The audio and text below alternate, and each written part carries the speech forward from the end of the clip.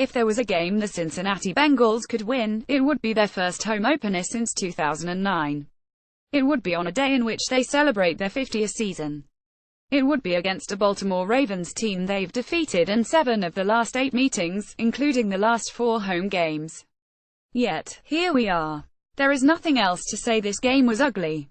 It was embarrassing. It was painful. But you know this. If you watch the game and have eyes, you already figured this out. The Bengals have a lot they need to work out before facing the Houston Texans. With a short week coming up, they need to improve in a hurry. Wasn't all bad, though. There are some bright moments we can look back and see. But it was by no means perfect. But let's start with the bad news. Andy Dalton needs to clean up his game. The Red Rifle attempted 31 passes, completed 16 of them, threw 4 interceptions, fumbled once, and scored 0 points, with a passer rating of 28.4. It should also be noted that 23% of Dalton's passing yards came on a screen to Giovanni Bernard in garbage time. It was frustrating watching Dalton miss on what should have been easy throws. Time after time, he missed on short passes and slant routes that should be an easy completion. Whether he was off on his timing, the receivers were at fault, or the defenders disrupted the receivers' routes, this needs to end. If Dalton can't complete a simple 5-yard slant, he's going to have a long season. It was frustrating watching the deep ball fail to connect. Cody Core was open deep 2 times. If Dalton had connected on those passes, the Bengals would have been in scoring position, if not in the end zone. In a game where the Bengals scored 0 points, the deep ball would be a weapon that would bring them back into the competition. It was frustrating watching Dalton turn the ball over 5 times. Dalton made terrible decisions, costing the offense dearly. In the first quarter, down 30, the Bengals could have kicked a field goal to tie the game. Instead, Dalton tried to test C.J. Mosley and failed.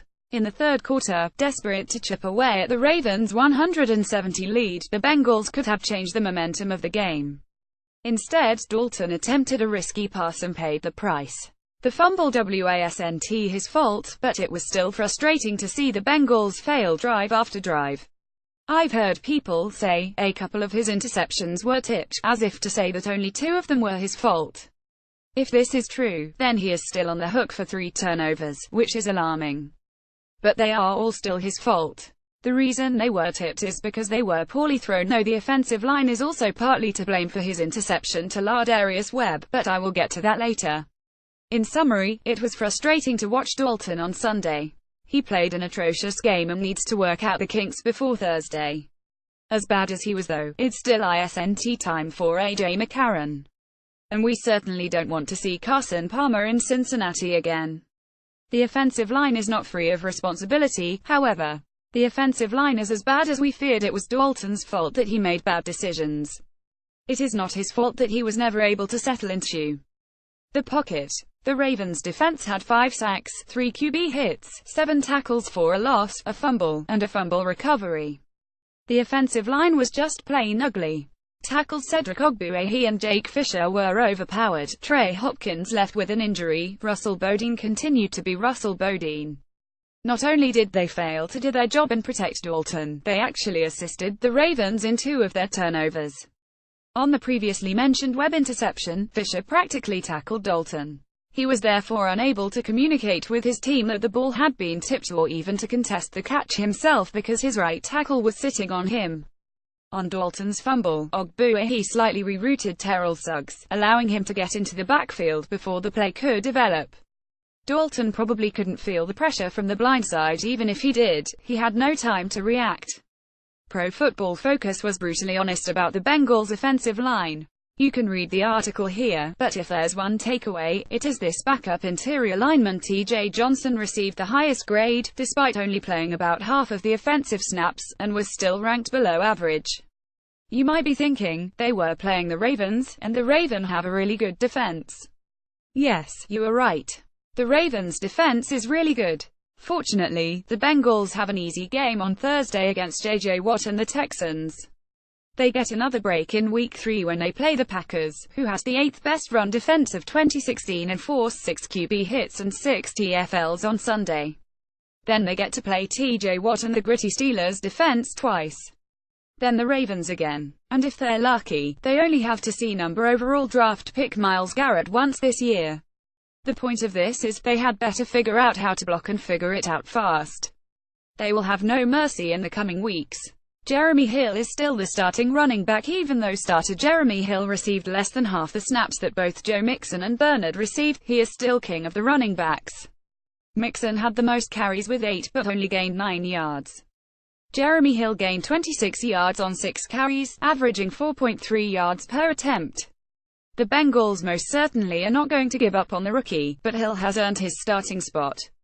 Even though Bernard outgained them both combined, but he will not start. The Bengals want to use him as a primarily change-of-pace back. Historically, that is how Marvin Lewis operates. The defense is vastly improved from last year considering how dominant the Ravens were on offense. The fact that they only scored 20 points speaks volumes. If the Bengals had any other team's offense, the game would have been a lot closer. The front four was formidable against the Ravens' line. Carlos Dunlap was constantly in the backfield and made life for Flacco uncomfortable.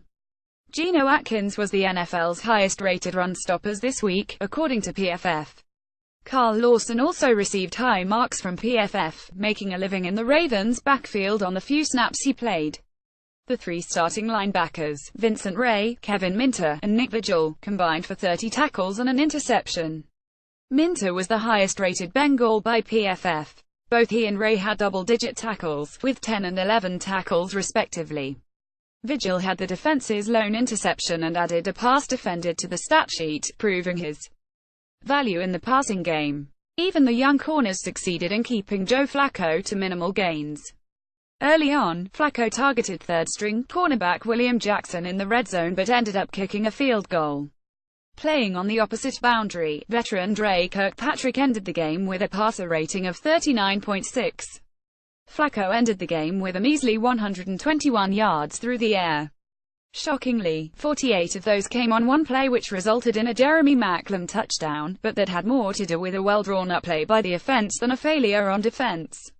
Fortunately for the Bengals, their next opponent struggled as much as they did. It's hard to imagine the Bengals playing much worse. They will return to Paul Brown Stadium on Thursday to take on the Texans.